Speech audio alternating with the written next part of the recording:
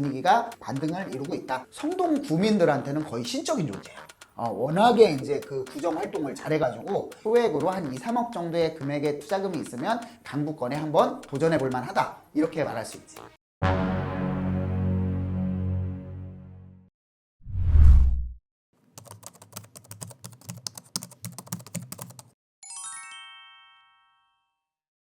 강북권 투자 같은 경우에는 이제 강북은 재개발, 강남은 재건축 이렇게 거의 뭐 이게 공식이다라고 생각이 되는데 이제 물론 강남권도 전체적으로 보면 강이남 쪽으로 보면은 뭐 구로구라든가 금천구라든가 이런 지역들도 재개발할 때는 많아. 신림 뭐 관악구라든가 지금도 봐봐 노량진 뉴타운 굉장히 지금 핫하잖아. 지금 같은 경우 그리고 뭐 신림 뉴타운이라든가 이런 재개발 지역도 인기가 많지만 지금 강북권 같은 경우에는 강남에 비하면 워낙 넓은 땅을 재개발할 수 있는 땅들이 많아. 왜냐면 강남권 같은 경우에는 계획도시고 택지도시다 보니까 정형화되어 있지만 강북은 원래 이제 서울이 강북만 서울이었잖아. 그러다 보니까 이제 그쪽에 난개발이나 이런 것들이 많아서 아직 개발이 안 된 지역도 많고 하기 때문에 재개발이다. 그러면은 강북을 얘기하는 경우가 많은데, 물론 지금 같은 경우에 이제 굉장히 조심스러운 시기인 건 맞지만, 그래도 재개발 가능한 지역들이나 이런 데는 투자 가치가 있는 지역들, 저평가되어 있는 지역들, 또 유망한 지역들이 꽤 있어.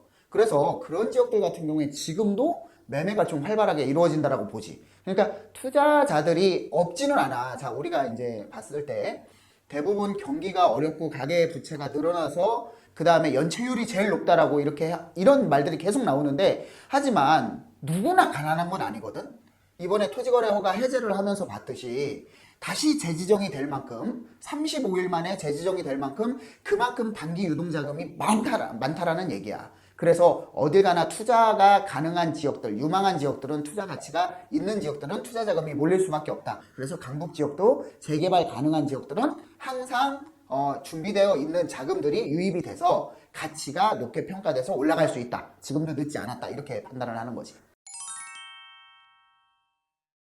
지금 굉장히 핫한데 대표적으로 뭐 청량리라든가 아니면은 서울역 주변에 용산이라든가 이런 지역들 같은 경우 특히 뭐 자양동이라든가 성수동이라든가 이런 유명한 지역들은 굉장히 핫한 분위기라고 볼 수 있고 그리고 그 요즘 같은 경우에는 뭐 개발 계획이 워낙 잘 나와 있다 보니까 왕십리 같은 경우에도 이제 도시 기본 계획에 따라서 왕십리역에 비즈니스 센터라든가 이런 것들이 들어오고 이런 지역들 그러니까 더블 역세권 이상의 지역들로 인해서 그 서울시에서 밀어주는 서울 뭐 역세권 활성화 사업이라든가 시프트 사업 뭐 모아타운 신속통합기획구역 이런 지역들 같은 경우에는 후보지라든가 가능한 지역들 같은 경우에는 굉장히 지금 분위기가 어느 정도 무르이루고 있다. 그동안 뭐 침체된 시장이었는데 지금 어느 정도 좀 회복은 하고 있다. 뭐 핫하다라기보다는 어느 정도 바닥을 다졌다라고 볼 수 있지. 그래서 분위기가 반등을 이루고 있다. 이렇게 볼 수 있어. 일단은 뭐 가장 안전하냐 아니면 나는 왜 우리가 이제 그 EPD 적금이나 이런 펀드 같은 거 해봤지만 은행에서 투자자들 위험 선호도 조사를 하잖아. 내가 투자 위험 회피형인가 아니면 위험 선호형인가. 자, 하이 리스크 하이 리턴이라고 해가지고 그러니까 고위험 고수익이야. 그러니까 내가 좀 초창기에 아니면은 내가 여기 노후도나 이런 것들 다 검토해봐가지고 여기 아무 얘기도 없는데 내가 여기서 묻어놓고 한 15년, 20년 가겠다라고 하면은 물론 위험하긴 하지만 수익률은 극대화시킬 수 있어. 하지만 내가 이제 단계마다 이제 투자를 할 수 있는데 재개발은 가장 안전한 투자는 뭐 조합 설립인가 난 다음에 투자겠지. 하지만 그 뒤에 뭐 관리처분인가 난 다음에 사업 시행인가 난 다음에 투자해도 되고 관리처분인가 난 다음에 투자를 해도 되는데 사실 그렇게 되면은 금액도 많이 들어가고 투자금 자체가 많이 들어가고 수익이 안전하긴 하지만 투자 대비 수익률은 그렇게 크진 않다라고 볼 수 있기 때문에 그런 위험 선호도에 따라서 좀 투자 시기는 달라진다. 이렇게 볼 수 있지. 강북권 같은 경우에는 아까 얘기했듯이 뭐 지금 금액이 워낙 높은 뭐 3대장이지 성수하고 한남뉴타운 이런 데는 강남의 재건축보다 투자금이 더 많이 들어가. 그리고 실질적으로 이제 좀 소액으로 들어갈 수 있는 데가 이제 청량리라든가 이런 지역들, 그 다음에 용산의 뭐 청파동, 뭐 이런 지역들 같은 경우에 재개발 지역들이 많이 이제 지금 유입이 되고 있다라고 볼 수 있고, 그 다음에 뭐 지하철 노선이나 뭐 더블 역세권 이상의 이제 개발로 활성화될 수, 역세권 활성화 개발이라든가 이런 여러 가지 이제 이런 것들을 감안했을 때 보면은 왕십리라든가, 왕십리가 이제 뭐 성동구에서 핵심 비즈니스 타워 센터로 걸린 이제 개발을 하려고 추진을 하려고 이제 구에서도 기본 계획을 발표를 하면서 지구 단위 계획 수립도 변경안을 발표를 했거든. 그러다 보니까 이제 그만큼 개발에 대한 의지가 굉장히 크다. 성동구청장 같은 경우에는, 그리고 성동 구민들한테는 거의 신적인 존재야. 워낙에 이제 그 구정 활동을 잘해가지고 계속 연임을 하고 있어가지고 그런 부분들이 조금 더 빨리 개발이 될 가능성이 크거든. 그래서 그 왕십리역 일대라든가 이런 지역들 같은 경우에는 굉장히 핵심 투자처로 지금도 굉장히 선호도가 높은 지역들이야. 그렇기 때문에 그런 지역들로 좀 한번 좀 검토를 해본다라고 하면은 다른 지역보다는 좀 빨리 가면서 좀 빨리 수익을 창출할 수 있지 않나, 이렇게 생각을 해. 아유, 이 PD 내가 10년 전에 부동산 이렇게 했을 때, 방송하고 막 했을 때, 그때 송파에 있는 파크리오 아파트 알지? 네. 파크리오 아파트. 지금 진주 아파트 재건축되는데 바로 옆에 있는데, 그 파크리오 아파트 있잖아. 거기가 투자금 5천만 원이면 투자했어. 지금은 한 5억 들어가도 투자 못 하는데, 10년 전에는 그때 파크리오 아파트가 5천만 원이면 투자했다니까, 캡 투자. 그러니까, 그만큼 시대가 바뀌어서 매매가 대비 전세가가 따라오질 못하고 있는다라고 볼 수 있거든. 근데 이제 강북권 같은 경우에는 투자금이 제일 중요하긴 한데, 갭 투자 같은 경우에는 물론 지금 뭐 3천만 원, 5천만 원으로 투자할 수 있는 데가 없어. 없는데 내가 봤을 때는 좀 좋은 지역들로 투자를 하려면 2억에서 3억대 정도? 요런 지역, 요런 금액 정도는 가져가야 되고, 뭐 한남뉴타운도 같은 재개발이지만 거기는 한 20억 가져야 되고, 성수동도 마찬가지고. 그래서 이런 정도의 금액, 소액으로 한 2, 3억 정도의 금액의 투자금이 있으면 강북권에 한번 도전해 볼 만하다, 이렇게 말할 수 있지. 자, 혹시 EPD 주변에서 기획부동산에서 땅을 사서 지방에 뭐 강원도 산골이라든가 아니면 이런 데에 땅을 사가지고 이제 잘못 사가지고 사기를 당해가지고 그거를 20년, 30년 동안 묵혀놓고 가치가 없던 그런 분들이 있어? 혹시? 그런 거 뉴스에서만 봤어. 아, 뉴스에서 봤어. 그런 경우라고 생각을 하면 돼. 근데 하지만 자, 예를 들어서 기획부동산에서 땅을 샀어. 똑같이 속아서. 강원도 한 분은 강원도 산골에 샀고, 한 명은 충남 당진에 있는 데에 산을 샀어. 자, 근데 이게 어떻게 됐냐? 똑같이 기획부동산에서 사기를 당해가지고 샀지만 그때 시세가 똑같이 만약에 10,000원짜리가 30만 원에 사기를 당해서 샀어. 근데 강원도 땅은 다시 10,000원이고 그대로 30년, 40년이 지난 10,000원이야.